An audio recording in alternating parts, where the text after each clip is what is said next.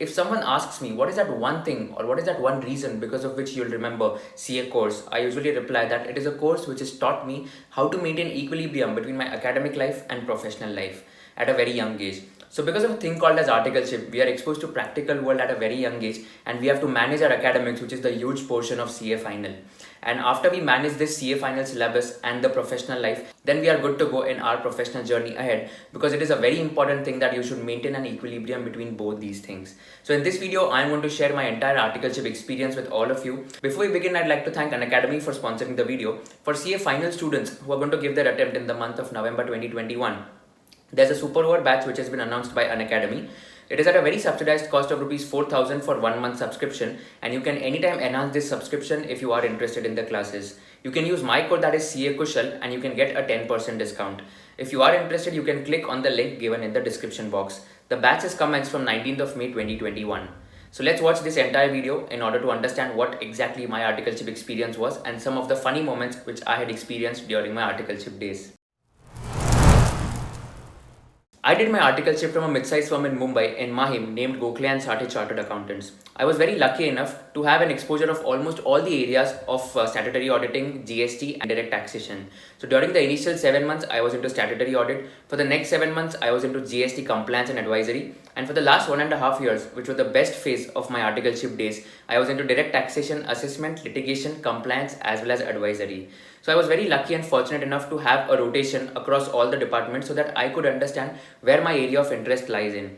So during the first initial 7 months, I was like completely new in Mumbai, and I shifted from Nasik to Mumbai on 1st of April 2017. When I entered my office, my principal told me that from tomorrow you have to go to a client's place, which was like 45 minutes away from where I was staying. And like to go to that client place, I had to take an auto rickshaw, and even that auto rickshaw, there used to be 5 people who were sitting apart from the driver. So the rickshaw driver used to sit, and there used to be 5 people in that rickshaw. 3 people used to sit behind and 2 people used to sit beside him. So this was the thing which I had done like almost for 7 months. Sometimes I used to sit ahead and sometimes I used to sit at the back. The point which I'm trying to say is that it's very important to move out of your comfort zone, and you cannot say no all the time. Because if you say no to all these opportunities which are there, these are going to teach you life-changing lessons. And through these opportunities and experiences itself, you understand what kind of people you meet and what are the struggles you have to undergo in order to become a very tough personality in the future. I had like never traveled in a rickshaw which is like 5 people apart from the driver, and this was the first time I was doing that. It was very uncomfortable, of course, but I had no other option as well. So in the client place, the first thing which was given to me, of course, like to every article student, what is given? It's vouching and verification. Again, this was the first thing which was given to me, and for the first 15 days, I was just checking the invoices. I was matching the amount mentioned in the invoice with the amount which is there in their software. So this was the thing which I did for the first 15 days. Again, the point here which I'm trying to say, it's absolutely alright if someone is going to give you work of vouching and verification or maybe ledger scrutiny, because that is a thing, that is the basics of auditing. And if you understand the basics, then understanding the complex part isn't that difficult. So it's very important that even if someone is giving you this kind of work, you should give your best no matter what happens. But if you are like, okay, I don't want to do this initially itself, that shows a cribbing attitude which usually these people don't like. And I'd recommend that you shouldn't have that cribbing attitude, because if you have that complaining attitude, it'll show a very negative impact of yours on the principal or even on the entire firm. So that's the thing which you should avoid and take whatever comes your way. I was allocated under the first partner, and who was very, very strict. So she didn't used to like if I used to take any leaves, or maybe she didn't used to like if I used to go early, leave early, or maybe come late. So she was very strict. It was very important to reach on time and to do the work in the given deadline. I still remember that I was doing a concurrent audit of a cooperative bank after the statutory audit of that cooperative bank was over. And while I was doing the concurrent audit, one day I finished off the work by 4 p.m. I was alone at the client's place and I'd finished off the work by 4 p.m. So I still remember that I had left at 5 p.m. and I had told the client that if my principal calls, please tell her that I have gone somewhere out to maybe service my mobile because it is not working properly. And I remember I reached my hostel at 5:30 p.m. and I remember that at 6 p.m. she had called that day only to the client and she was asking, where is Kushal? I want to talk to him. So I was scared, of course, because I didn't expect that on that day itself she'll call at the client's place, but unfortunately she did, and they told her that he has gone out for servicing his mobile because that's not working properly. And they immediately informed me that your principal had called. And I still remember that I had called her after 1 hour and told her that like my mobile was not working properly and therefore I had to leave immediately. So these are some of the memories which will always be there with me, of course, like no matter what happens. And I think these are some of the memories which I'll cherish during my articleship days, because that like articleship is a phase where I have enjoyed the most. Those 3 years, like they have literally come and gone in the blink of an eye. Like I've quoted this, so the most elastic element in the world is time. It increases when we are waiting, but decreases when we are enjoying. And during those 3 years of articleship, I think this phrase has been proven because they have come and gone in the blink of an eye.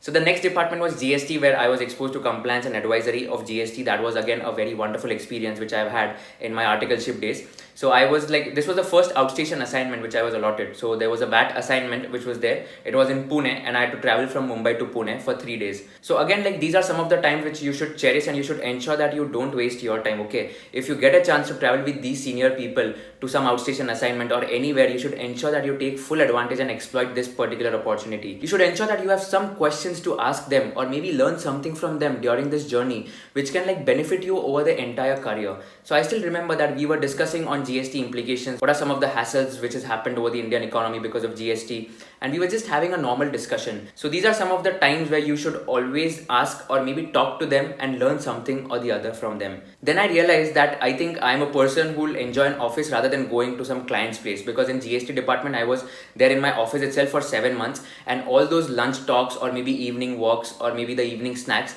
I really enjoyed a lot, and like it was a lot of fun to stay in the office itself. So we used to like pull each other's leg, and we used to just enjoy those moments with everyone, and we used to see like what other article work is doing. So there used to be like, there were around 120-130 articles in my office, but out of which only 20-30 used to be in office, others used to be in client's place. And during the last 1.5 years, which was my direct taxation, which was the best stint across all the 3 years. So it was like I was exposed to assessment and litigation, and I was the first article in the firm to have been given this particular department. So what was the major work? I had to draft opinions, I had to draft some written submissions which were submitted to the Commissioner of Income Tax Appeals or even in the Income Tax Appellate Tribunal. So this was a very interesting work, and in fact I love doing research work. There were a lot of case laws which I had to research on taxman. There were a lot of issues which used to come to the senior partner, and we had to analyze which case law fits the situation of the client, what is the amount of income tax which has been levied by the Commissioner of Income Tax or maybe the Income Tax Appellate Tribunal, study the entire case, go through all the facts of the case, and then give the final opinion or the submission. My manager during this department was very humble,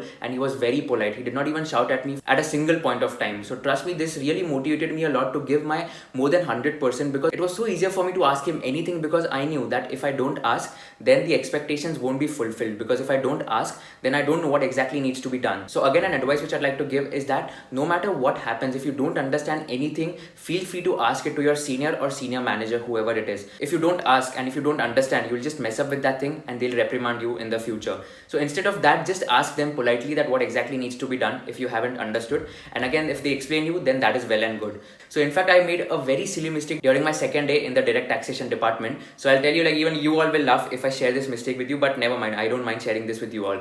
So there was a form 15CB which I had to file. So form 15CB is when you're making international payments, you have to file form 15CB so that it shows that you have paid the tax deducted at source. So you have deducted the tax and you have paid it to the government. So that is the form 15CB. And I had to file form 15CB. My manager had given me the address which needs to be entered in that form, and the client had mailed the entire address. So in the state, so he had like stated, so what is the city, what is the state, country, the street, residential apartment, everything. And after state, he had just mentioned keep blank, because he wanted me to keep it blank and not write anything. So you'll just laugh on this. Trust me, I'm not even kidding. So what I did, I was just copy pasting every line. I wrote these two words, keep blank, in the states row, and I like filed the form and I submitted. I just showed it to my manager for review, and he was reading it one by one.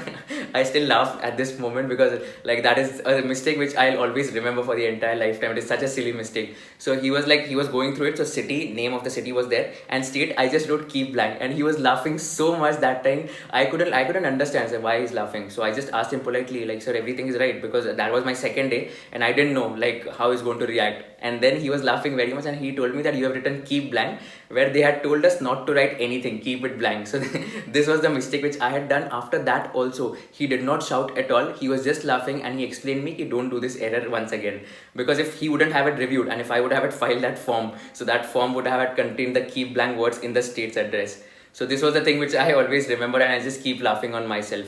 So it's very important to have this kind of an attitude. Again, if you become an employer in the future, and if you are a manager at this point of time also, it's very important that you should value your juniors no matter how inferior they are to you. Okay, so it's very important that you don't get angry with them, you don't shout at them. It's very important to have employee involvement in any organization. what is important is that employee satisfaction. If the employee is satisfied, he'll give best towards that organization, and ultimately the customer of that organization will be satisfied.